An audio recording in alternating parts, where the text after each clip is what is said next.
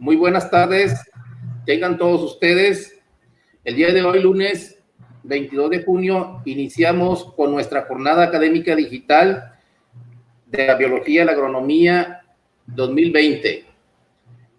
El día de hoy nos complace agradecer al señor rector, al maestro José Eduardo Hernández Nava, quien nos está llevando a cabo, gracias a su apoyo, este tipo de eventos dentro del marco del 80 aniversario de la Universidad de Colima y los 44 años de haber sido fundada la Facultad de Ciencias Biológicas Agropecuarias. Para nosotros y para la comunidad de la facultad es un honor darles las gracias a quienes nos han estado apoyando, entre ellos la Coordinación General de Comunicación Social, la Coordinación General de Dirección General de Educación Superior, así como también la Dirección General de Recursos Educativos Digitales, profesores y apoyo técnico para llevar a cabo. El día de hoy tenemos una videoconferencia, la cual la va a estar impartiendo el doctor José González Maya. Para eso cedo la voz al doctor Andrés García, quien va a ser el moderador de esta videoconferencia. Muchas gracias. Muchas gracias, Gilberto. Gracias. Para mí es un honor presentar a mi amigo y colega, el doctor José González Maya, quien ya tengo años de conocerlo, tanto trabajando en campo como dando clases y haciendo algunas publicaciones. En fin, es un gran amigo de Colombia que conozco. Quisiera hablar un poquito... Su cámara, doctor Andrés, su cámara. Vale. Su cámara, no se ve. Está muy cerca. Bueno, de ciencias biológicas con énfasis en ecología y desarrollo sostenible de la Universidad Latina de Costa Rica.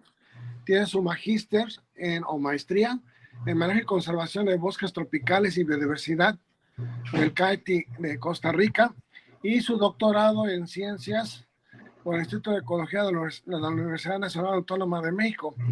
Actualmente él es director científico de PROCAT Colombia y PROCAT Internacional.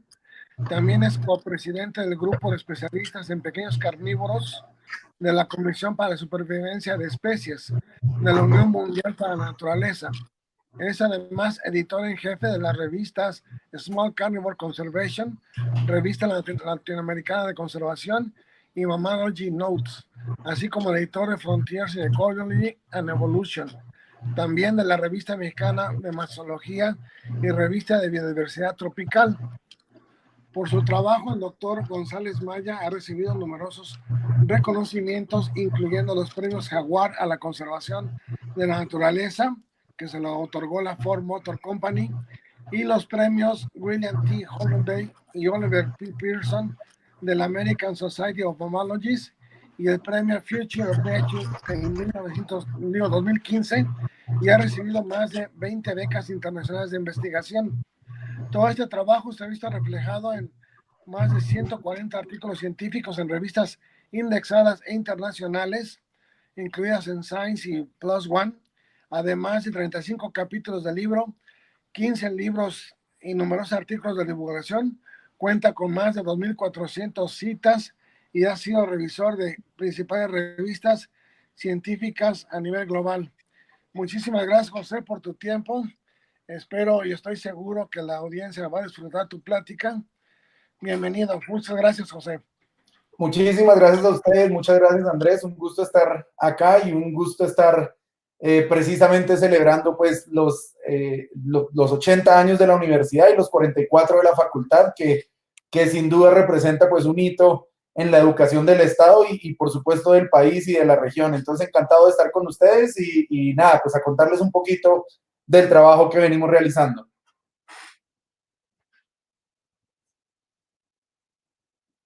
Voy a compartir ya la presentación.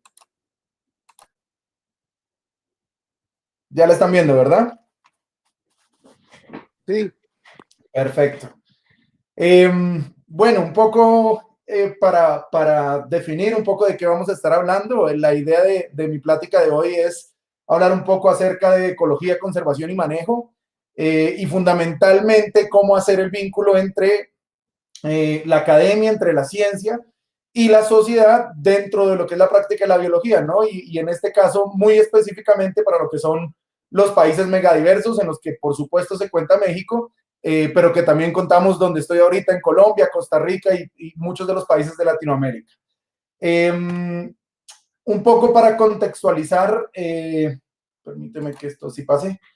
La idea es un poco que exploremos un poco la dinámica que hay entre la interfaz entre investigación y conservación, un poco la ciencia a la acción y de lo global a lo local. ¿Y por qué traigo a colación esto? Es porque muchas veces tenemos problemas en términos de conservación, de manejo de recursos naturales en general, cuando hay esa desvinculación entre la investigación científica, entre la ciencia y lo que está pasando en los territorios, ¿no? Y es un poco el llamado para buscar esos puntos de contacto entre esas dos dimensiones, digamos, que tenemos en la humanidad, y que no siempre están conectadas y que por ende nos afectan cómo entendemos el planeta que nos rodea. Inicialmente, pues obviamente resaltar que vivimos en un planeta megadiverso, y megadiverso es que cada vez además entendemos que hay más especies, y en la medida que avanza el conocimiento científico, entendemos que los números que teníamos concebidos se quedan incluso pequeños para la magnitud de la diversidad en el planeta, ¿no? Y esto obviamente varía entre diferentes grupos, o sea, siendo por supuesto los insectos el grupo más especioso, con mayor diversidad y riqueza de especies a nivel global, pero simplemente como un reflejo de la gran cantidad de especies y la enorme riqueza que tenemos a nivel planetario. Y esto además no solo es que en el planeta tenemos una gran diversidad, sino que por lo que sabemos de lo que ha pasado a lo largo de la historia del planeta, vivimos también en la época de mayor diversidad histórica, es decir, de todo lo que conocemos, lo que tenemos registrado en el registro fósil, valga la redundancia, desde el Cámbrico para acá, o sea, más o menos 600 millones de años para acá, 600.000 millones de años para acá, sabemos que el Cenozoico, que es la era en la que estamos actualmente, es la que alberga la mayor cantidad de especies, ¿no? Y eso, obviamente tenemos una visión fragmentada de lo que ha pasado en el pasado, pero tenemos una idea proyectándola a partir de modelos, a partir de reconstrucciones, de que en este momento es el momento en que el planeta ha albergado su mayor diversidad. Y dado que el planeta, digamos, no se comporta igual, o sea, las condiciones son heterogéneas, la diversidad no se distribuye homogéneamente. Es decir, sabemos, y esto se viene estudiando desde hace muchísimo tiempo, sabemos que hacia las regiones tropicales es donde se concentra la mayor cantidad de especies. Y este mapa, que es un mapa de calor, muestra la concentración de riqueza de todos los vertebrados en el mundo, y vemos cómo esa región tropical que está hacia lo más rojo indica que es la zona donde mayor cantidad de especies convergen, ¿no? Y esto está todo ubicado, por supuesto, dentro de la franja intertropical, y especialmente resaltan pues toda la zona neotropical que viene desde México, más o menos hasta Argentina, hasta el norte de Argentina, y que también lo hemos reflejado en otras zonas de altísimo valor biológico, como la zona tropical subsahariana en África y lo que se considera Asia Menor o la región indomalaya. Y esto significa que esta gran riqueza que tenemos en términos espaciales y en términos temporales, pues impone también uno de los mayores retos que tenemos como humanos, y es cómo mantenemos esa biodiversidad. Y ese mantenimiento de la biodiversidad no es solo por un tema ético, no solo por un tema moral, no solo por un tema, digamos, pues de ética planetaria, sino porque además está directamente relacionado con nuestra calidad de vida. Entonces, acá pueden ver en la gráfica lo que se conoce actualmente como servicios ecosistémicos o bienes y servicios ecosistémicos, que son todo ese conjunto de servicios, bienes, cosas, productos que provee la naturaleza y que depende de que existan ecosistemas en buen estado de conservación para que esos materiales nos lleguen. No hay una sola actividad humana, ninguna, que no dependa en su gran mayoría de la base de recursos que proveen los ecosistemas, ¿no? Desde aspectos muy básicos de sobrevivencia como agua, aire y demás, hasta aspectos productivos, hasta aspectos de generación de recursos. Entonces, ese gran reto ese gran privilegio que tenemos de vivir en este momento de altísimo valor biológico, pues también nos representa un enorme reto, porque al final de cuentas, asegurar esa base de recursos, asegurar esa biodiversidad, pues se ve reflejado en nuestra propia calidad de vida. Esta es una estimación, ya de hecho creo que hay más recientes, pero una estimación que se había hecho para ver cuánto valía o cuánto aportaba estos ecosistemas, valorándolos dentro de un marco económico, digamos, donde pudiéramos otorgarle un valor en capital. Y las estimaciones más conservadoras hablaban de que anualmente se producían entre 16 y 54 trillones directamente derivados del aprovechamiento de la biodiversidad y de los recursos naturales, ¿no? Un promedio de 33 trillones por año. Y como ven, las zonas tropicales siguen resaltando como estas zonas que proveen unos servicios supremamente importantes. Sin embargo, y creo que esto no es novedad para nadie, pero los estudios recientes, incluso en muchos de los que ha estado relacionado Andrés, estamos en este momento en lo que se llama la sexta extinción en masa. La sexta porque veníamos de 5 extinciones anteriores, que son épocas, digamos que en un relativo tiempo corto, un relativo corto tiempo en escala geológica, perdíamos hasta el 80-90% de las especies y géneros que habían presentes en el planeta. Y usualmente esas extinciones ocurrían por diferentes catástrofes, dígase eventos cataclísmicos globales, entre otros, que generaban estas pérdidas. Actualmente, y por lo cual se considera la sexta, es que sabemos que estamos en medio de una extinción de esta magnitud, con una diferencia fundamental, y es que esa extinción se debe principalmente a las cuestiones humanas y está ocurriendo en una tasa muchísimo más alta de lo que ocurrió en esas 5 anteriores. Entonces acá vemos, acá se reflejan en estos gráficos un poco cómo se veían estas extinciones, ¿no? Desde lo que sabemos por el registro fósil en el Cenozoico, en el Cámbrico, la más famosa obviamente la del Jurásico, pero tuvimos una gran extinción al principio del Pleistoceno, y actualmente desde el Pleistoceno para acá, pues hemos visto cómo empiezan a aumentar la tasa de extinción, y en un periodo demasiado corto de tiempo, que es lo que llevamos nosotros en el planeta como humanos, pero principalmente desde la revolución industrial. Esto que nos ha enseñado que esas extinciones o esos procesos masivos de extinción han ocurrido en unas tasas, digamos, que comparadas con la actual son infinitamente inferiores, ¿no? Entonces el ritmo promedio, que es el cuadro gris que ven a mano izquierda, era una extinción más o menos cada 1000 años, y ahora cuando vemos el pasado reciente, que es el centro, y el futuro, que es la simulación, estamos hablando que el ritmo actual de extinciones es hasta 1000 veces mayor que el de registro fósil, y se proyecta que pueda ser 10 veces mayor a lo que estamos viviendo ahorita. Entonces, claramente estamos en un momento crítico donde la pérdida de biodiversidad se puede incluso en este momento considerar como el principal problema que enfrentamos a nivel planetario, incluso por encima del cambio climático. Y esa tendencia de pérdida o esa tendencia de desaparición de especies está ocurriendo similar en todos los grupos, ¿no? Y por lo menos en los grupos que más conocemos, que en general son los vertebrados, llámese mamíferos, aves, anfibios, reptiles, sabemos que esas tasas se comportan de formas muy parecidas, ¿no? Y sobre todo lo vimos inicialmente, o sea, más o menos en los 80s y 90s lo vimos con los anfibios, que fue como el grupo que primero llamó la atención, pero ya sabemos que se repite en aves, en mamíferos, en reptiles, y de ahí para abajo incluso en los grupos de corales, cangrejos, etcétera. Incluso más recientemente Andrés publicó un artículo espectacular donde hablaban de cómo estaban desapareciendo los insectos y los artrópodos en general, ¿no? En muchos ecosistemas del mundo. Y esto, pues, por supuesto que es preocupante, porque en la medida que desaparecen especies, pues empiezan a desaparecer también los ecosistemas, desaparecen los ecosistemas y empiezan a desaparecer pues las funciones y los servicios que prestan, ¿no?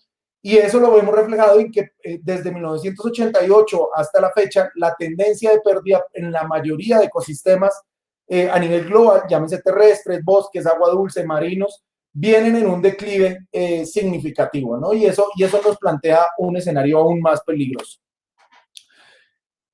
Sin embargo, pues por supuesto, en los últimos 20 años, nuestro conocimiento sobre esos tanto procesos históricos como lo que está ocurriendo en la actualidad, pues se disparó, porque nuestras herramientas, tanto en términos de computadores, de herramientas geográficas, de herramientas espaciales, estadísticas, nos permiten entender mucho mejor cómo están ocurriendo estas extinciones y cuáles son las razones de que estén ocurriendo, ¿no? Entonces tenemos predicciones que son hasta muy conservadoras y predicciones menos conservadoras, donde podemos incluso inferir puntos de no retorno, ¿no? O sea, puntos donde podemos perder tantas especies que realmente esos servicios ya va a ser casi imposible que se recuperen en el mediano y largo plazo, ¿no? Y en la medida que las presiones continúan. Y esas presiones, como decía, están principalmente relacionadas con actividades humanas, actividades derivadas de la agricultura, del madereo, de la sobreexplotación, la fragmentación, y actualmente sabemos que el cambio climático en sí mismo, además de ser un producto de las actividades humanas, en sí mismo se convierte en una amenaza para muchísimas especies. Y esto que creo que en la plática del viernes lo van a ver a más detalle con Gerardo Ceballos, este fenómeno además no está ocurriendo solo a nivel de especies. Cuando lo vemos a nivel de especies es súper preocupante, que son las gráficas que les he venido mostrando, pero más grave aún está ocurriendo a nivel de poblaciones. ¿Y esto qué quiere decir? Que por más que tengamos poblaciones de una especie en otros lugares, esas especies se están perdiendo en muchos sitios. Entonces, para darles un ejemplo, tenemos jaguares desde México hasta Argentina, pero resulta que hay países como El Salvador, como Uruguay y muchas zonas en regiones dentro de los países donde el jaguar ya desapareció. Esa especie que se pierde en ese lugar, que es una población, lo que estamos perdiendo es el servicio que prestaba en ese sitio. Es decir, la crisis de la biodiversidad es aún mayor si consideramos no solo la pérdida de especies como un ente completo, sino también la pérdida de sus diferentes poblaciones. Y esto se debe a las amenazas, como les mencionaba, que ya conocemos más o menos, vienen operando más fuertemente desde 1600, que están relacionadas con la cacería o la sobreexplotación de las especies, las especies invasoras, y principalmente, y la causa más importante, es la destrucción del hábitat. En este gráfico que vemos acá, las introducciones de especies tienen un papel muy preponderante, porque principalmente las primeras extinciones que se documentaron fueron las que ocurrieron en islas. Y en esas islas, principalmente las extinciones ocurrieron por la introducción de especies invasoras o especies exóticas, ratas, perros, gatos, etcétera, etcétera, que acabaron con esa biodiversidad. Sin embargo, estas figuras van cambiando y lo que sabemos es que la pérdida y destrucción del hábitat es fundamentalmente lo que más está afectando a las especies. Si vemos en la gráfica de la izquierda, vemos las tendencias de pérdida de cobertura a nivel global, a nivel tropical y a nivel templado, y a pesar de que a nivel templado ha aumentado un poco incluso la tendencia de la cantidad o la cobertura de coberturas naturales, los bosques tropicales son los que más han sufrido un declive significativo. Y lo vemos en el gráfico en verde, donde vemos que América Latina y el Caribe es la zona donde más se ha perdido cobertura natural en los últimos 30 años. Estas amenazas, por supuesto, no se distribuyen tampoco homogéneamente, y precisamente viendo el gráfico de la tendencia de los cambios de cobertura, pues en zonas templadas hay unos aumentos en algunas zonas, pero principalmente la zona tropical, que ya les había mostrado, además es la zona de mayor valor biológico, es también la zona donde se presentan estas amenazas. Y especialmente, si vemos el gráfico con la letra B, que se ubica a la izquierda arriba, especialmente la pérdida de hábitat, que es el factor principal, tiene unas tasas supremamente elevadas en zonas como el sureste asiático o como la región tropical, y vemos esos parches, por ejemplo, en la zona del Istmo de Tehuantepec, en la zona de los Andes suramericanos, y vemos el sureste asiático como resaltan, ¿no? Pero entonces estas amenazas operan a todos los niveles, pero con diferentes magnitudes, y por ende la conservación y mitigar el efecto de estas amenazas no es una receta que simplemente se aplique a escala global, sino que tiene unas particularidades que varían en el espacio. Estas amenazas, por supuesto, no solo afectan a la biodiversidad y a los ecosistemas, sino que nos afecta a nuestra propia supervivencia, como les decía inicialmente. Recientemente ha habido un movimiento muy grande a nivel global, por ejemplo, para resaltar el tema de la extinción de polinizadores. Tenemos una catástrofe en camino, y es la pérdida de todos esos animales pequeñitos que cumplen una función fundamental tanto dentro de los ecosistemas como incluso en nuestros sistemas productivos, que es la polinización, y que hemos visto en los últimos 20 años un decrecimiento exponencial de sus poblaciones. Y cada vez que van desapareciendo estas especies, pues lo que vamos viendo son efectos sobre temas de bienes y servicios que nosotros utilizamos, ¿no? Llámese el stock de peces, llámese la pérdida, digamos, de la disponibilidad biológica de oxígeno en cuerpos de agua, etcétera, etcétera, que van perdiendo esta capacidad de respuesta, y fundamentalmente lo que vemos cuando perdemos especies es que perdemos funciones, y las funciones son las que hacen que los ecosistemas tengan la capacidad de responder a los cambios, ¿no? O sea, que sean resilientes. Y eso en un escenario donde el clima está cambiando, por ejemplo, es aún más importante, porque lo que necesitamos son ecosistemas que tengan la capacidad de responder a esos cambios sin cambiar tanto o afectar tanto la cantidad y la calidad de los servicios que nos prestan. Este tipo de amenazas globales o este tipo de problemáticas globales, pues por supuesto también requieren de grandes soluciones, ¿no? Y estas soluciones, como les decían, no es una receta, no son una sola, pero requiere la unión de muchas soluciones al tiempo, en la que hemos visto, por ejemplo, grandes avances, y si vemos esta gráfica, son las áreas protegidas del mundo. Hemos aumentado significativamente la cobertura de áreas naturales protegidas a nivel global. Sabemos dónde están las mayores concentraciones de áreas importantes o prioritarias de biodiversidad, que inició con unos ejercicios en la década del 2000 que se llamaban los hotspots, pero ha ido avanzando y ahora tenemos mapas, por ejemplo, de sitios AZE, que se llama Alianza para Cero Extinción, etcétera, etcétera. Pero requiere este tipo de aproximación global y además acotado a las realidades de cada uno de los sitios. Y esto es la única forma que tenemos realmente de enfrentarnos a una amenaza, a un problema tan grande y de la magnitud que estamos viendo con la pérdida de la biodiversidad. Como les decía, la deforestación es la principal amenaza. Estas son proyecciones, por ejemplo, de pérdida de hábitat que vienen ocurriendo, las pérdidas forestales acumuladas. Como ven, desde el 90 hemos venido teniendo picos, 95, en el 2003, y ahí vamos. La proyección, lastimosamente, de lo que se pensaba en esa época no ha mejorado, y de hecho ahorita en tiempos de COVID y de pandemia este fenómeno se disparó. En estos poquitos meses ya alcanzamos la misma tasa de deforestación que habíamos tenido el año anterior, y esto está amenazando sitios de gran importancia. Y acá vemos unas proyecciones de la pérdida de bosque que está sufriendo el Amazonas y que se está aumentando, y que por supuesto va amarrado a temas políticos, de voluntad política, pero que es un fenómeno que en general se ha mantenido por muchísimo tiempo y que no vemos procesos que realmente reviertan esto, ¿no?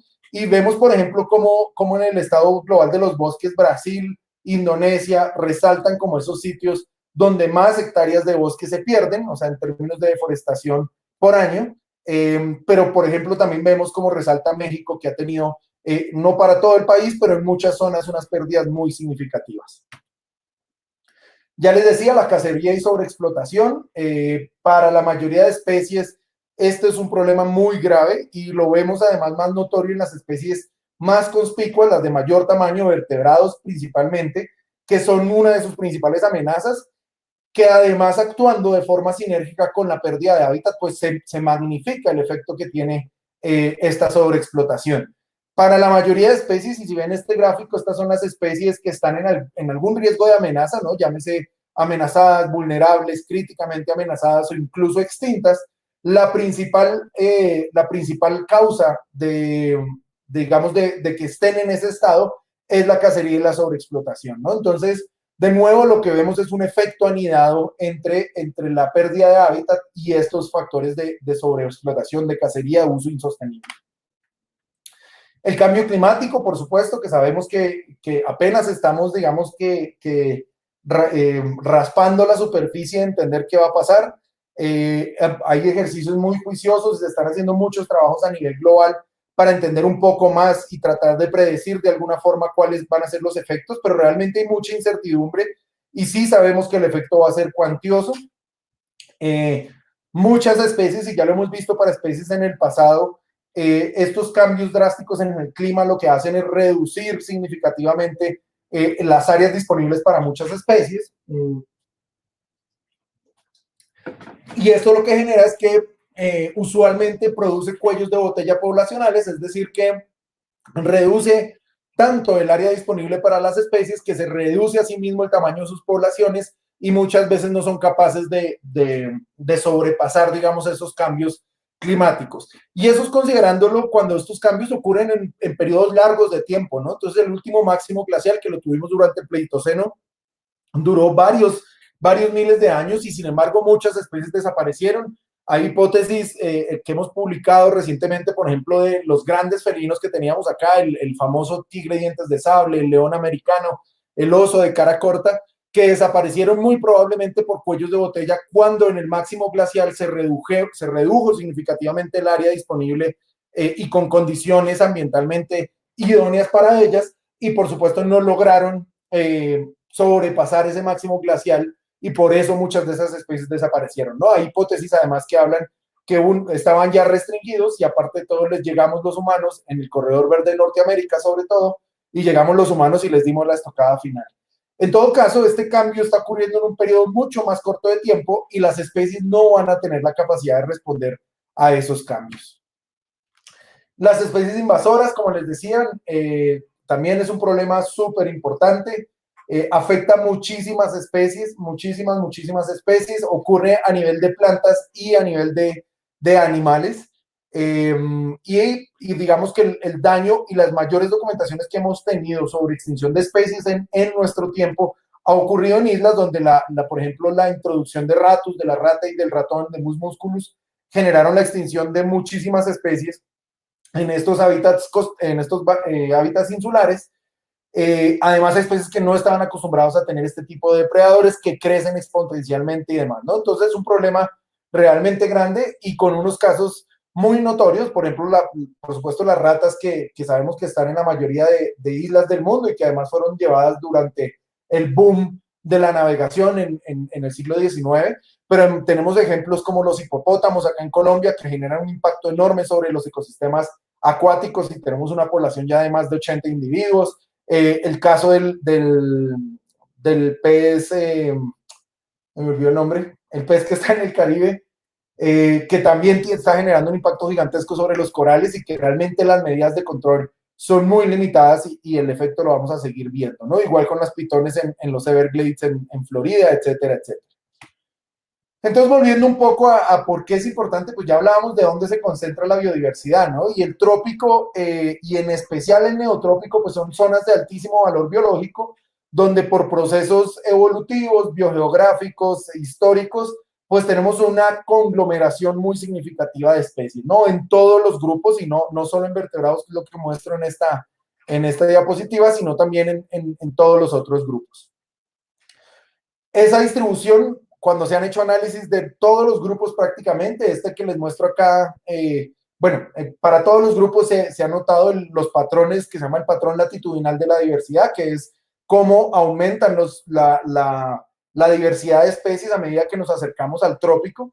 Y esto es cierto incluso para medidas más recientes que no hablan solo de la cantidad y los diferentes tipos de especies, sino la diversidad de funciones. Este es un gráfico de diversidad funcional y vemos cómo se aglomera todo hacia la latitud cero. Y lo vemos también en números, ¿no? Incluso plantas, anfibios, reptiles, mamíferos, aves. Si ustedes miran los primeros 5 lugares, con excepción de Indonesia y Australia que aparecen, el resto son países neotropicales, donde por supuesto México aparece en muchos de estos. Esto incluso ya ha cambiado un poco, pero bueno, estamos en esa lista y eso se concentra en estos sitios, ¿no? Y eso, de nuevo, esos privilegios de tener esas altas concentraciones de especies, además del privilegio, lo que representa es un gran reto para esos sitios donde estamos y es un gran reto que enfrentamos los países latinoamericanos. Esto se refleja primero por la irreemplazabilidad y esto es un análisis reciente donde ubican esos sitios donde hay especies que sencillamente si se perdieran las especies en ese sitio no hay forma, no hay otro lugar en la Tierra que tenga una concentración de esa cantidad de especies singulares, ¿no? Entonces, ahí vemos varios de esos puntos y esos círculos y triángulos distribuidos en Latinoamérica, que son los sitios de mayor irreemplazabilidad, que albergan cerca de 1.593 especies endémicas, amenazadas y demás. Y ese mapa de la derecha vemos ecorregiones donde vemos esa alta concentración de especies en ciertas ecorregiones, que hacen que la región neotropical realmente sea una de las regiones más ricas, tanto en términos de riqueza total de especies como incluso de densidad, o sea, del número de especies que tenemos por unidad de área. Sin embargo, comparativamente con muchas otras zonas del planeta, pues el desconocimiento también es muy grande, ¿no? Entonces lo que tenemos son sitios de altísimo valor biológico con altísima concentración de especies, pero tenemos muy poco conocimiento publicado, no conocemos muchísimo, y si ustedes ven cualquier mapa que refleje, por ejemplo, sitios de colecta, van a ver los enormes huecos de sitios donde nunca se ha estudiado la biodiversidad. Y muchos otros se ha estudiado, pero lo que tenemos son más datos anecdóticos, registros de especies, pero muy poca información ecológica, de funcionalidad de los ecosistemas, etcétera.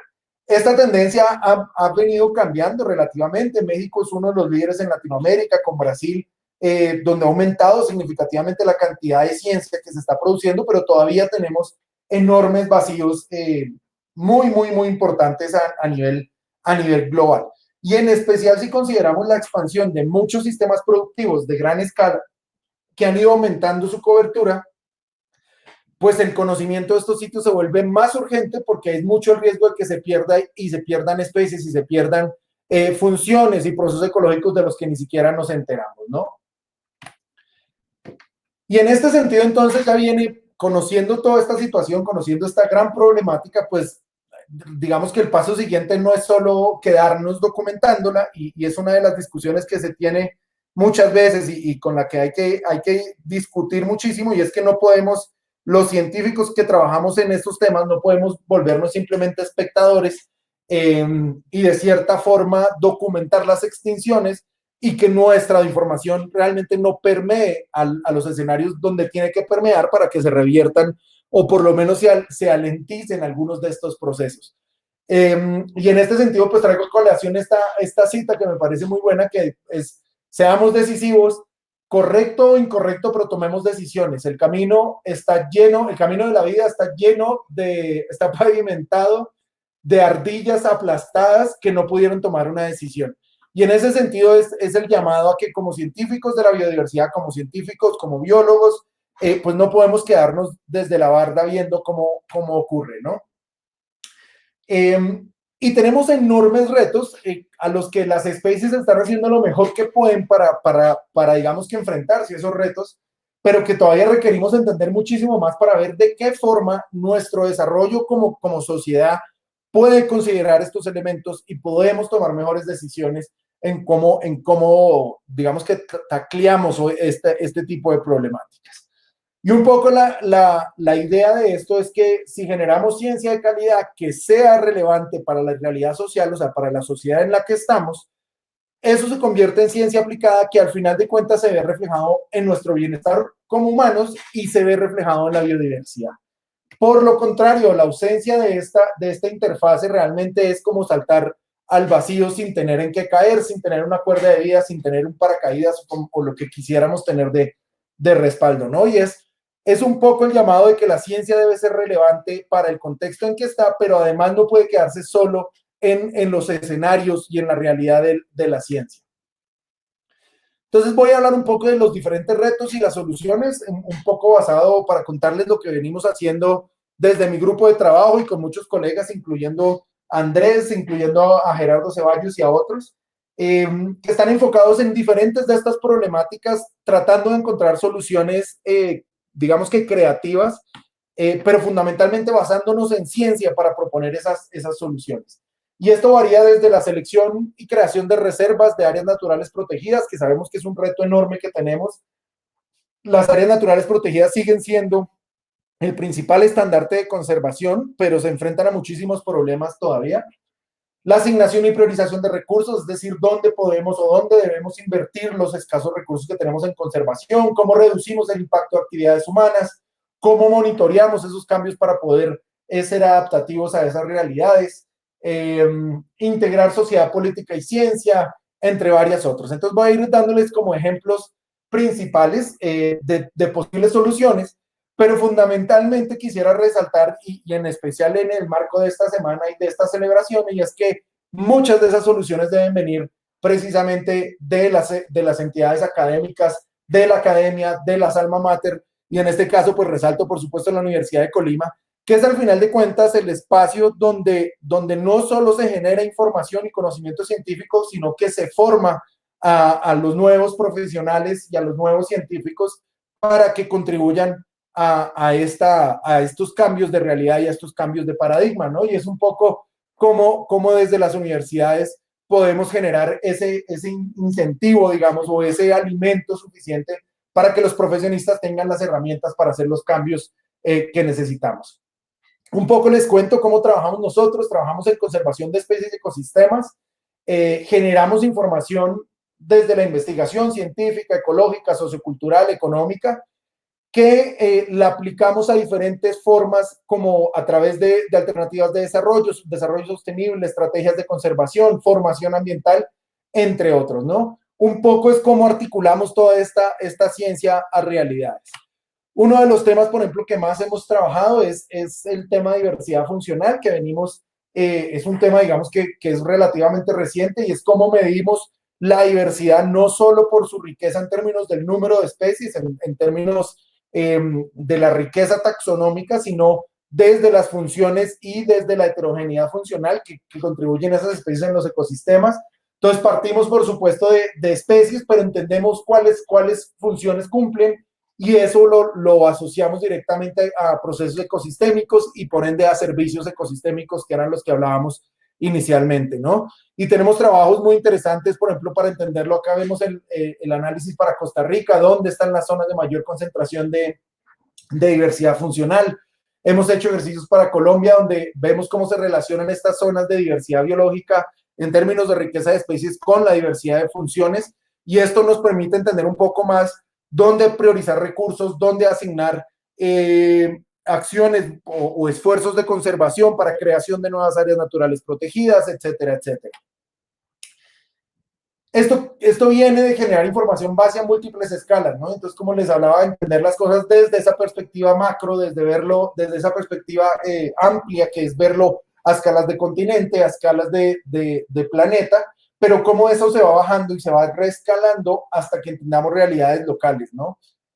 Hay ejercicios muy interesantes, digamos, en ese sentido. Por ejemplo, y resalto acá la Alianza Nacional para la Conservación del Jaguar, que es la alianza mexicana que se creó alrededor del jaguar, y que parte de ejercicios globales que hemos hecho, como el artículo que les muestro arriba, que es un análisis de la distribución del jaguar en todo el continente para entender el estado de todas las subpoblaciones a nivel continental, y eso permitió definir algunos lineamientos de cuáles son esas regiones que requieren más atención y que requieren, digamos, medidas más urgentes, y cómo eso se va escalando, por ejemplo, a trabajos en zonas particulares. Esto acá en Colombia, en el norte de Colombia, en una zona donde tenemos una de las poblaciones más amenazadas de jaguar, o entendiendo procesos históricos como les comentaba, de entender un poco por qué se extinguieron especies en el pasado, como los felinos, los carnívoros en general, y entender cómo los afectó los procesos de cambio, tanto climático, la presión que ejercieron los humanos, entre otros. Toda esta ciencia, al final de cuentas, tiene que traducirse de alguna forma, como les decía, y tiene que permear a la sociedad, ¿no? Y es ligar ciencia, política y sociedad, y muchas veces, y los científicos en general, somos supremamente apáticos a la política, ¿no? Y tratamos de mantenernos como un poco al margen de la política, pero al final de cuentas, como científicos somos relevantes en la medida en que tenemos esa injerencia en la política, ¿no? En que los escenarios políticos pueden manejar la información que generamos como científicos. Un ejemplo muy interesante, por ejemplo, es derivado de ese artículo que les presenté de la población amenazada de jaguares, y en este ejercicio lo que logramos fue todo ese análisis científico de distribución, densidades, abundancias, etcétera, del jaguar. Lo logramos incorporar dentro del plan de ordenamiento territorial de toda una región en el norte de Colombia, que es este mapa. Este es el Mar Caribe, digamos, del norte de Colombia, y dentro de este plan de ordenamiento territorial, todas las zonas identificadas como hábitat de jaguar, desarrolladas dentro de nuestras investigaciones, fueron incorporadas como zonas, en Colombia se llaman determinantes ambientales, es decir, zonas que tienen unas características ambientales específicas que limitan de cierta forma las actividades y la presión que pueden ejercer esas actividades en los territorios. Entonces, es como vamos trayendo esa información desde la ciencia, que lo hacemos como científicos y en lo que hemos mejorado muchísimo en Latinoamérica, pero permeando obviamente a la toma de decisiones a diferentes escalas.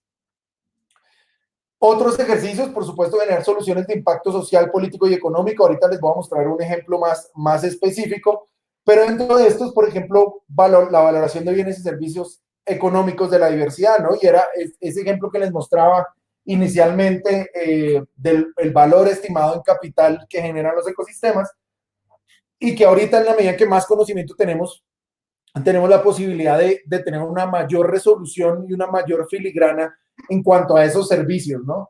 Y ahí eso sencillamente es como le ponemos precio a los bienes y servicios que nos prestan los ecosistemas, y eso nos permite transarlos más fácil en el lenguaje, digamos, de los sistemas económicos. Y hay tanto nivel de detalle como quisiéramos en esto, pero requerimos mucho más. Pero para darles un ejemplo, por ejemplo, el trabajo que les presento abajo es un trabajo que hicimos en colaboración con el doctor Elliot Zarza de la UAM Lerma, donde analizábamos, por ejemplo, cuáles eran las zonas de mayor riesgo para contraer enfermedad de Lyme, que es una enfermedad que afecta a muchísimas personas en Norteamérica, incluso en el norte de México también se han dado muchos casos, y que depende del ciclo de vida entre unas garrapatas, los venados y otros mamíferos, sobre todo roedores. Y lo que encontramos era cómo en los sitios en donde había mayor diversidad de especies se reducía la probabilidad de contagio por esta enfermedad. Eso es el típico ejemplo de un servicio que nos está prestando. O sea, si lo comparáramos contra lo que nos cuesta tratar a la gente que se enferma, y esto que nos está evitando tener ecosistemas en mejor estado de conservación, pues sería muy fácil encontrar ese vínculo económico para darle un valor o valorar de cierta forma lo que está ocurriendo con estas especies.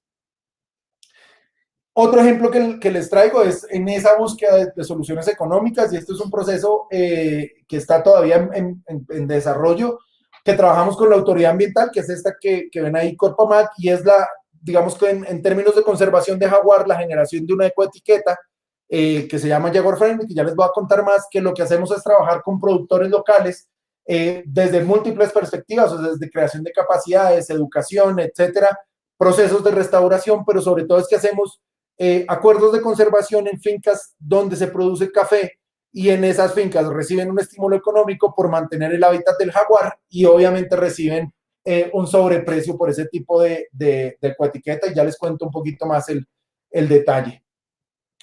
Esto es parte de una tendencia que no es desconocida para muchos, que es la agroforestería o la agricultura, la agroforestería o los sistemas silvopastoriles, que es cómo podemos ir articulando sistemas productivos desde la agricultura, desde la producción pecuaria, con el mantenimiento de muchos elementos forestales, y generando este tipo de sistemas que prestan servicios ecosistémicos, albergan más biodiversidad, sin afectar necesariamente o sin reducir los sistemas productivos, ¿no? Entonces es una forma de encontrar esas alianzas o esas sinergias entre producción, entre desarrollo y conservación, que nos permiten encontrar estas soluciones.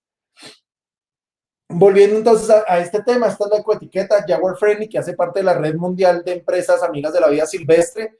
Es un poco el ejemplo donde entonces con estos productores lo que hacemos es trabajar en sitios clave para la conservación del jaguar, o sea, zonas de corredores biológicos, zonas de hábitat ya identificados con todo el ejercicio científico, y en estos sitios identificamos los sistemas productivos, y coincidentemente en 2 de nuestros sitios, y por eso les presento la foto de la bandera de Costa Rica y Colombia, en 2 de estos sitios tenemos sistemas productivos de café. El café, como todos se imaginarán, es supremamente importante, y ha sido muy importante en la cultura costarricense, en la cultura colombiana, también lo es para la mexicana, y es un commodity bien conocido por su calidad, por su buena tasa, digamos. Entonces era muy fácil, digamos, encontrar esa conexión, y lo que hicimos fueron acuerdos de conservación donde los productores de café mejoraban el manejo del café, incluían una mayor sombra, más heterogeneidad, mantenían por cada hectárea de café una hectárea de bosque, y reciben esta ecoetiqueta, que lo que nos permite es comercializarlo, como lo ven en la pantalla, en diferentes mercados a nivel del mundo. Por ejemplo, es un lote de café Jaguar Friendly que salió de Costa Rica y se comercializó en Estados Unidos, en Arizona, bajo la marca Pura Vida. Ahí ven que dice Jaguar Conservation Coffee. Y el sobrecosto, que es muy significativo al precio de mercado, pues se retribuye directamente a los productores, lo que lo hace muy atractivo en tener más bosque y más café asociado a bosque para mantenimiento de jaguar, pero que obviamente mejora los medios de vida. Esto ha recibido, por supuesto, mucha atención en medios y demás, porque digamos que es una alternativa de cómo hacer sistemas productivos que sean amigables con la vida silvestre. Entonces, por ende, benefician a la biodiversidad y benefician a los productores, ¿no? Entonces, son esas formas de encontrar desde la información científica, encontrar los enlaces con el desarrollo humano y que no sean, digamos, contrarios. Los sistemas de áreas protegidas que sean representativos y bien manejados o eficientemente manejados. Esto es un tema clave, como les decía, uno de los estandartes de la conservación hoy por hoy sigue siendo las áreas protegidas, y son esos espacios, las áreas naturales protegidas, que son esos espacios donde albergamos o donde mantenemos una muestra representativa de los ecosistemas, y que estos sistemas deberían ir aumentando. Hemos hecho varios análisis para entender. Esto es, por ejemplo, el análisis de efectividad para Costa Rica. Costa Rica tiene un sistema de áreas protegidas muy bien consolidado. Como pueden ver ahí, la evolución histórica desde más o menos 1950 hasta el 2015, que fue el último análisis, cómo aumenta esa cobertura, y en la medida en que aumenta esa cobertura, vemos cómo aumenta también la cantidad del rango protegido y la cantidad de especies protegidas, en este caso de mamíferos, al punto que el 98% de las especies de Costa Rica están protegidas en al menos un área protegida del país, ¿no? Y esto nos permite dar recomendaciones sobre, por ejemplo, dónde deberíamos priorizar si quisiéramos articular otras alternativas de conservación, pago de servicios ambientales, la estrategia Jaguar Framework o similares a la que le presenté. En fin, dónde identificar esos vacíos importantes donde deberíamos enfocar acciones. Hemos hecho este tipo de ejercicios también en Colombia, apoyando por la creación de nuevos parques nacionales, uno que se llama Serranía de San Lucas, que todavía está en proceso, y reservas del orden regional, ¿no? Que son muy importantes, porque hoy por hoy crear un parque nacional, crear incluso una reserva de la biosfera en el estándar mexicano, pues es un reto bien significativo por el costo del suelo, por el costo de oportunidad de dejar de producir ciertos sistemas productivos. Y en este esquema, por ejemplo, otras categorías de manejo, como las reservas forestales, las reservas regionales, son muy importantes porque nos ayudan a complementar el sistema de áreas protegidas, pero tienen mayor permisibilidad, mayor flexibilidad para articularlo con actividades humanas. La educación ambiental, que sigue siendo fundamental. O sea, sabemos que tenemos muchos retos de formación, muchos retos en términos sobre todo de sensibilización de una gran porción de la sociedad, y que requiere que desde las bases científicas generemos esos procesos de educación. Un ejemplo que ha sido muy exitoso, que lo desarrollamos acá en Bogotá, que se llama Bogotá Biodiversa, y es alrededor de la fauna bogotana. Hemos tenido muy buen impacto en medios de comunicación nacionales, y es un poco resaltar que no estamos solos, visibilizar la biodiversidad para habitantes de una gran urbe. No es tan grande como el Distrito Federal, pero es una ciudad de 10 millones de personas que tiene unos retos de conservación y de manejo ambiental obviamente muy significativos, y que hemos procurado visibilizar esta biodiversidad para que la gente sepa que tenemos estas maravillosas especies alrededor, y de esa forma ir llevando un tema de bioalfabetización en la sociedad, ¿no? Y eso lo hacemos a través de campañas. Esto, por ejemplo, se llama Tu casa también es mi casa, y usamos un hashtag que es muy famoso acá en Colombia, porque ha ocurrido con muchos personajes que agarran en ciertas situaciones ilegales y que se creen muy poderosos y le dicen a la policía: usted no sabe quién soy yo, ¿no? Entonces, en este caso lo aplicamos de forma contraria a un tigrillo, que es Leopardus tigrinus. Es una especie que solo está distribuida en la zona alta de los Andes, que tenemos acá en Bogotá, en todas las zonas periurbanas, y que la mayoría de gente no tiene idea que está ahí, ni sabe quién es, ¿no? Sin embargo, necesitamos más, y uno de los saltos principales, acá tenía un video, pero creo que no va a funcionar. Uno de los saltos principales que debemos hacer es la generación de políticas públicas.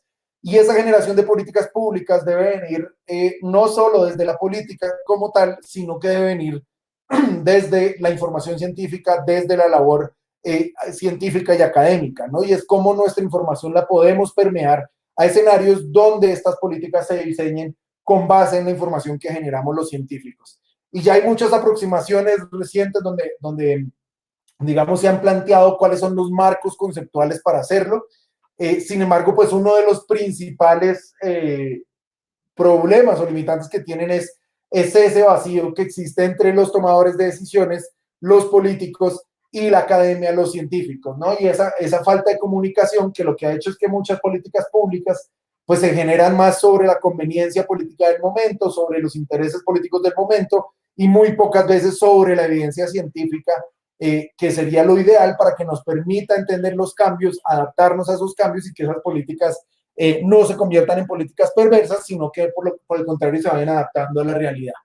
En ese sentido, por ejemplo, tenemos ahorita en proceso en el Senado de la República un proyecto de ley sobre especies amenazadas. Utiliza muchísimo, de hecho, los elementos de la NOM mexicana. Yo digo que mejorada, pero obviamente no vamos a entrar a esa discusión. Pero es una propuesta desde lo que sabemos de especies amenazadas en Colombia, la realidad de las especies en Colombia, de las amenazas que ocurren en Colombia y cómo eso lo podemos permear dentro de la política, dentro de la legislación para que tengan más impacto. Pero sobre todo esto como un ejemplo de muchos otros en los que es necesario que los científicos salgamos de nuestra burbuja de confort de la academia, donde tenemos temas de docencia, de investigación, de publicación científica, pero que muy pocas veces salimos de esa esfera para permear a la sociedad a estos niveles, ¿no? Y hemos sido muy activos acá en Colombia tratando de trabajar a múltiples niveles, o sea, tanto con el Senado, con la Cámara de Representantes, que tenemos un Congreso bicameral, pero también con la Corte Constitucional, con los legisladores, ayudando a formular estas legislaciones de forma más robusta en la evidencia científica y metiendo esos elementos científicos dentro del ejercicio legislativo, del ejercicio de control político. De hecho, recientemente se empezó a estimular bueno, y se creó dentro de la Cámara de Colombia, del Congreso de Colombia, un centro de investigaciones y altos estudios legislativos, y dentro de ese centro se creó un programa que se llama ARCA, que es el de articulación Congreso-Academia, y es un sistema donde participamos activamente y es precisamente generar esos espacios para sentar legisladores con académicos y discutir las necesidades, las prioridades, discutir los proyectos de ley y tratar de llevar de la mejor forma posible la información científica a los escenarios legislativos. Y la pregunta entonces es si esto es suficiente. Por supuesto que no. O sea, realmente queda muchísimo camino que recorrer. Los problemas y amenazas siguen operando en el territorio a diferentes escalas, y la invitación fundamentalmente es cómo, y aprovechando la celebración del aniversario de la Casa de Estudios y de la facultad en específico, pues la invitación a que pasemos de ser espectadores a ser mucho más activos dentro de los escenarios de la sociedad, no solo a nivel político, sino a nivel comunitario, a nivel en general de los diferentes niveles de la sociedad, que como actores científicos somos muy relevantes, y podemos serlo más en la medida en que ayudemos y procuremos que se generen esos canales de comunicación.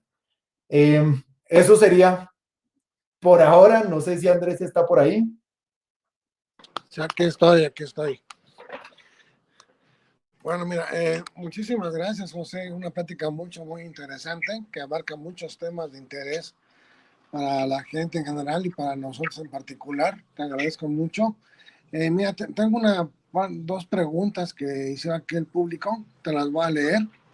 Una dice, debido a que el aspecto económico suele ser para la mayoría de los humanos importante, ¿cómo considera usted que se podría hacer uso de los recursos naturales de manera sostenible? Esa es una. Okay. Bueno, hay muchas alternativas. Por eso digamos que dentro de la plática mencionaba diferentes alternativas, diferentes estrategias.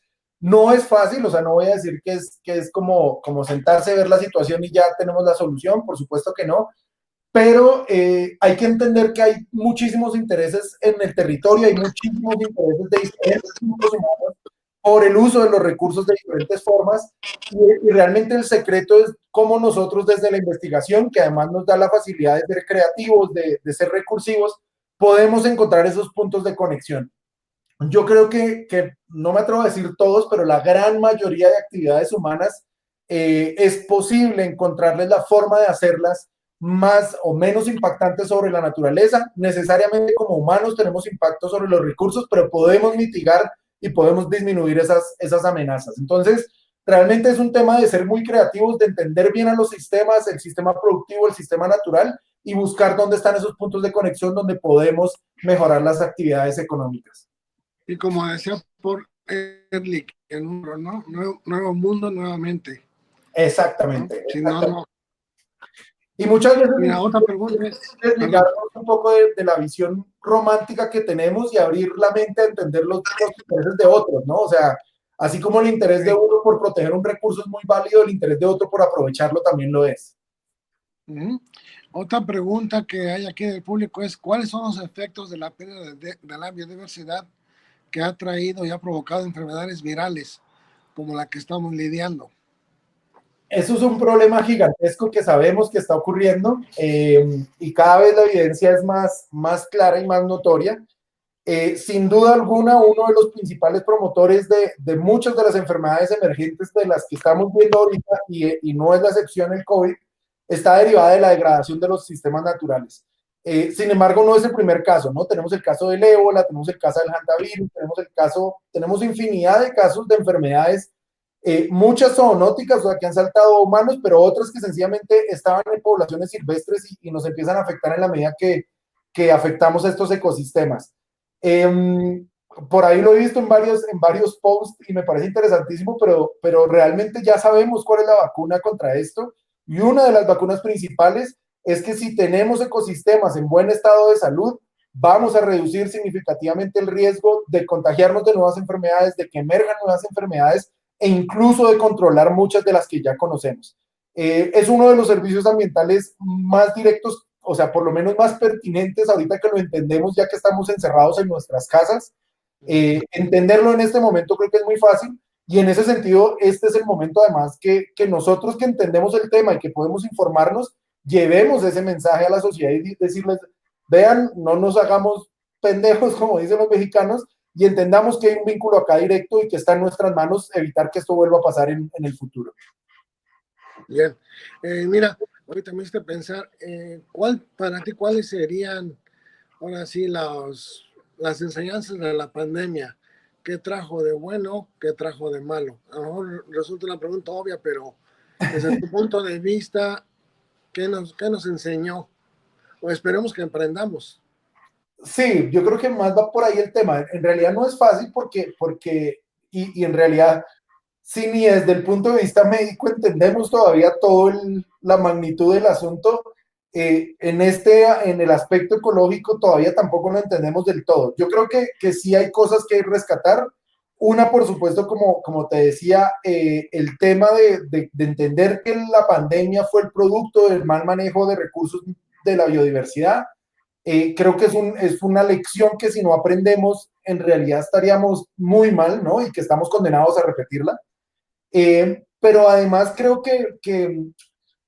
digamos que de cierta forma puso en perspectiva lo que significaba tener un ecosistema saludable, ¿no? O sea, es poder salir simplemente al parque de tu casa, poder salir a un parque nacional, a un área protegida, y son beneficios y derechos que nos los restringieron por un problema derivado de la degradación ambiental. Entonces, yo lo que espero, y es realmente o la apuesta, es que salgamos de esta pandemia con la lección de que si no cambiamos nuestros patrones de consumo, nuestros patrones de uso de la biodiversidad, vamos a seguir sufriendo y cada vez va a ser peor, ¿no? Porque a esto le sumamos el cambio climático y le vamos sumando y sumando y sumando y más enfermedades y más cosas.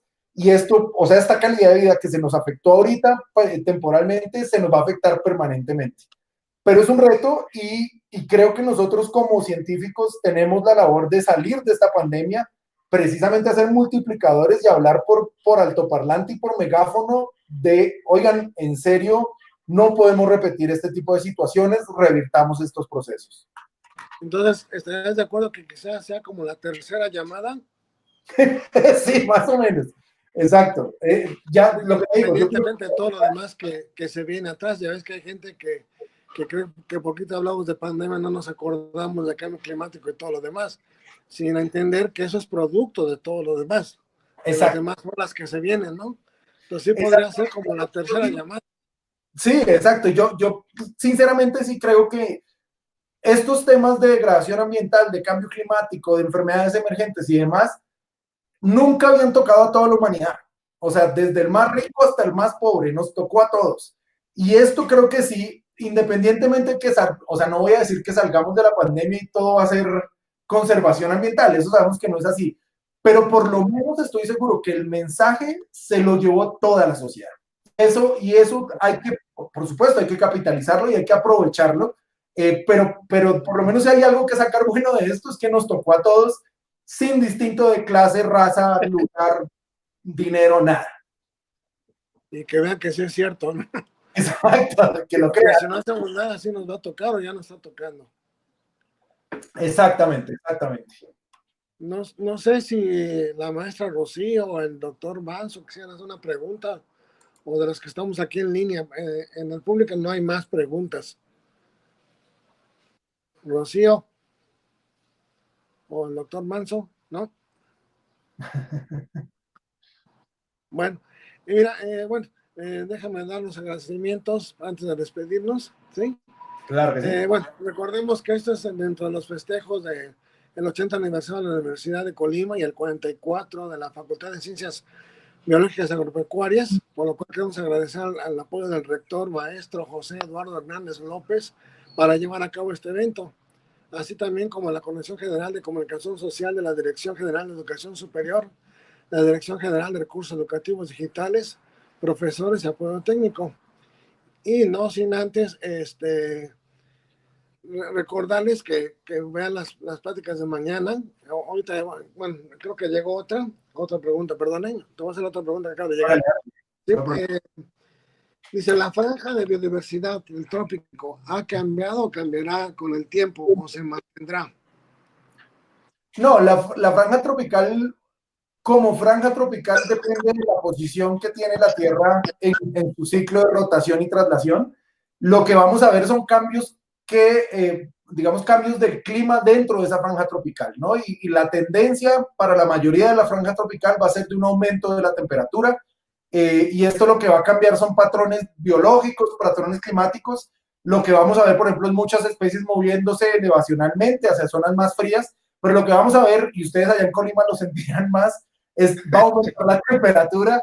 Entonces, digamos que no cambia como tal la franja tropical, pero va a cambiar los patrones climáticos dentro de esa franja tropical.